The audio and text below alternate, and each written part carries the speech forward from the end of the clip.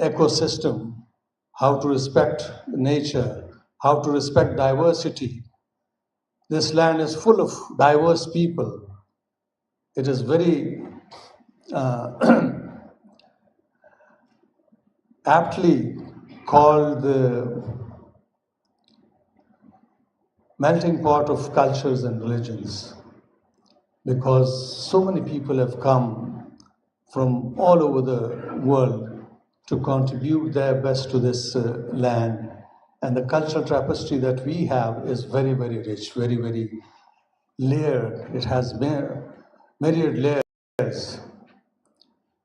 So one is a bit confused when you see the chaos around yourself in current Pakistan, not in the year 2023, but since quite a few decades, let's say 4.5 decades, where concepts have been reified, where things have lost their meaning. The cohesion, the national cohesion that we had is gone. And there's religious disharmony, there's political disharmony, there's economic disparity, you name it, everything is there. Simply because the informed decision-making process that was essential to our lives, living in this beautiful tapestry, we should have been able to seek sense and sensibility through our decisions. Unfortunately, it has not happened, because in this country, repeated governments have treated heritage, art and culture like a luxury or something not needed, instead of treating it as a necessity. And people have lost their intimate identities. They don't know who they are. They're either lost in the abyss of confusion or just floating around. They're very, very vulnerable because they've lost their roots, which was supposed to be their strength, their identity, which was supposed to be their strength. And they have lost the spirit of ownership for this land. Because if you have the spirit of ownership for the land, then you will act responsibly no matter what field you choose, no matter what you do, whether you're a teacher, a gardener, a cobbler, a soldier, whatever. So what we need is regaining the sense of or spirit of ownership, inculcating this spirit of ownership in a generation which is going to be leading us in the future.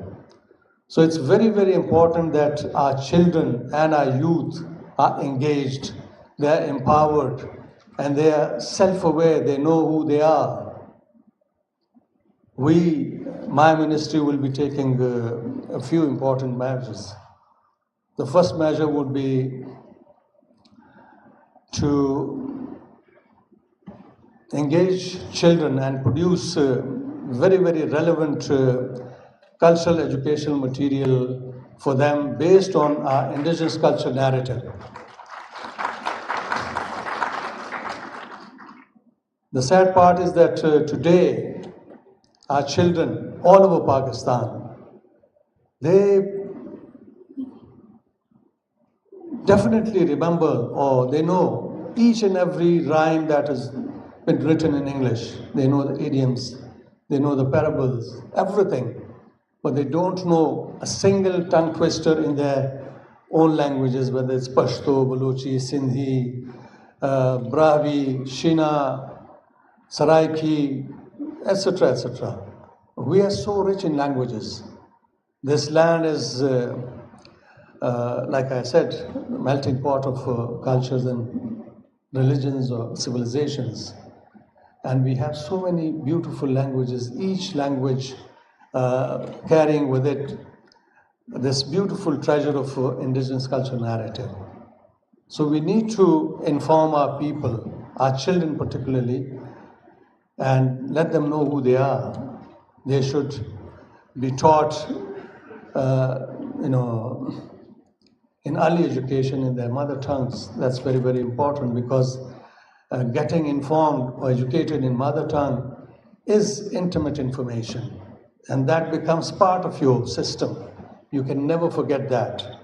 And that intimacy gives you confidence, and that intimacy gives you responsibility, also makes you responsible. So we need to instill this sense of ownership in our children and in our youth, so that they're empowered, they know who they are, they're not floating, they're not vulnerable, and they cannot become easy prey to any onslaught from the west or east or whatever.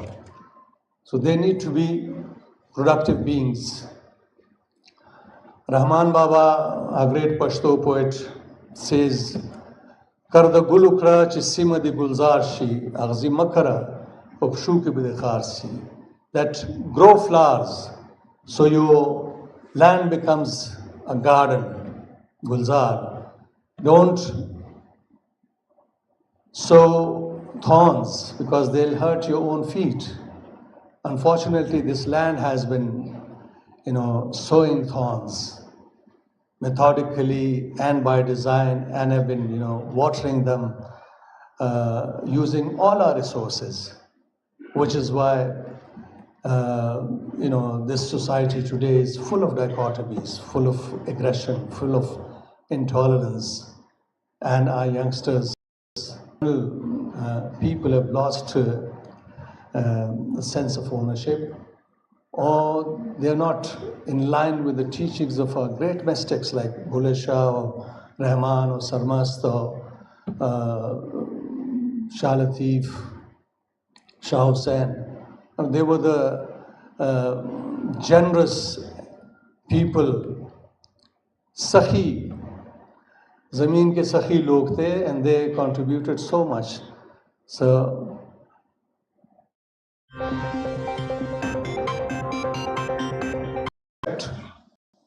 the ecosystem, how to respect nature, how to respect diversity. This land is full of diverse people. It is very aptly called the melting pot of cultures and religions, because so many people have come from all over the world to contribute their best to this land. And the cultural tapestry that we have is very, very rich, very, very layered. It has myriad layers. So one is a bit confused when you see the chaos around yourself in current Pakistan, not in the year 2023, but since quite a few decades, let's say 4.5 decades, where concepts have been reified, where things have lost their meaning. The cohesion, the national cohesion that we had is gone. And there's religious disharmony, there's political disharmony, there's economic disparity, you name it, everything is there. Simply because the informed decision-making process that was essential to our lives, living in this beautiful tapestry, we should have been able to seek sense and sensibility through our decisions. Unfortunately, it has not happened. Because in this country, repeated governments have treated heritage, art and culture like a luxury or something not needed, instead of treating it as a necessity. And people have lost their intimate identities. They don't know who they are. They are either lost in the abyss of confusion or just floating around. They are very, very vulnerable because they've lost their roots, which was supposed to be their strength, their identity, which was supposed to be their strength. And they have lost the spirit of ownership for this land. Because if you have the spirit of ownership for the land, then you will act responsibly no matter what field you choose, no matter what you do, whether you are a teacher, a gardener, a cobbler, a soldier, whatever. So what we need is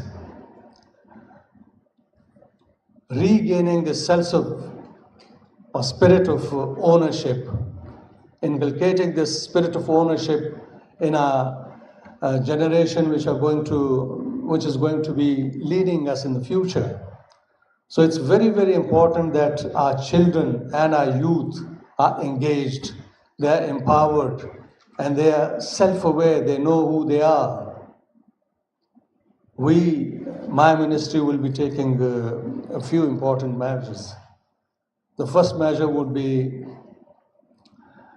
to engage children and produce very, very relevant cultural educational material for them based on our indigenous culture narrative. The sad part is that today, our children all over Pakistan, they definitely remember or they know each and every rhyme that has been written in English. They know the idioms, they know the parables, everything. But they don't know a single tongue twister in their own languages, whether it's Pashto, Balochi, Sindhi, Brahvi, Shina, Saraiki, etc., etc. We are so rich in languages. This land is, like I said, a melting pot of cultures and religions or civilizations. And we have so many beautiful languages, each language carrying with it this beautiful treasure of indigenous culture narrative. So we need to inform our people, our children particularly, and let them know who they are. They should be taught, in early education in their mother tongues. That's very, very important, because getting informed or educated in mother tongue is intimate information, and that becomes part of your system. You can never forget that. And that intimacy gives you confidence, and that intimacy gives you responsibility, also makes you responsible. So we need to instill this sense of ownership in our children and in our youth, so that they're empowered, they know who they are, they're not floating, they're not vulnerable, and they cannot become easy prey to any onslaught from the west or east or whatever. So they need to be productive beings. Rahman Baba, a great Pashto poet, says, Karda gulukra chisima di gulzarshi, agzi makara, opshuki bidekharsi. That grow flowers, so your land becomes a garden, gulzar. Don't sow thorns, because they'll hurt your own feet. Unfortunately, this land has been, sowing thorns methodically and by design, and have been, watering them using all our resources. which is why this society today is full of dichotomies, full of aggression, full of intolerance, and our youngsters and our general people have lost a sense of ownership, or they are not in line with the teachings of our great mystics like Bhule Shah or Rahman or Sarmast or Shah Latif, Shah Hussain. They were the generous people, Sakhi, Zameen ke Sakhi log the, and they contributed so much. So